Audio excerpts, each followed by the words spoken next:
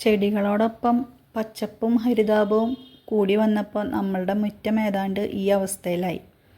എന്തായാലും ആരും വിട്ടുകൊടുത്തില്ല. എല്ലാവരും കൂടി അതങ്ങ് വെട്ടിയൊതുക്കിയാൽ മാത്രം പോരല്ലോ, ഇനിയൊരു അംഗത്തിന് അവസരം ഉണ്ടാവരുതെന്ന് കരുതി എല്ലാവരും കൂടി മൊത്തത്തിൽ അങ്ങോട്ട് പുതപ്പിച്ച് കെടുത്തി എന്ന് തന്നെ പറയാം. ഇപ്പോൾ മുറ്റത്തിൻ്റെ അവസ്ഥ ഇതാണ്.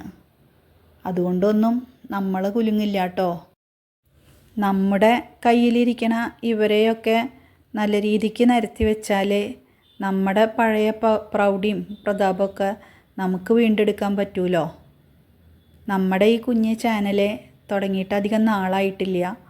നിങ്ങളുടെ സപ്പോർട്ടോട് കൂടിയായിട്ടാണ് നമുക്കത് മുമ്പോട്ട് കൊണ്ടുപോകാൻ പറ്റുള്ളൂ. അപ്പോൾ അത് ഇഷ്ടമായവർ ലൈക്ക് ചെയ്യാനും സബ്സ്ക്രൈബ് ചെയ്യാനും മറക്കരുത്.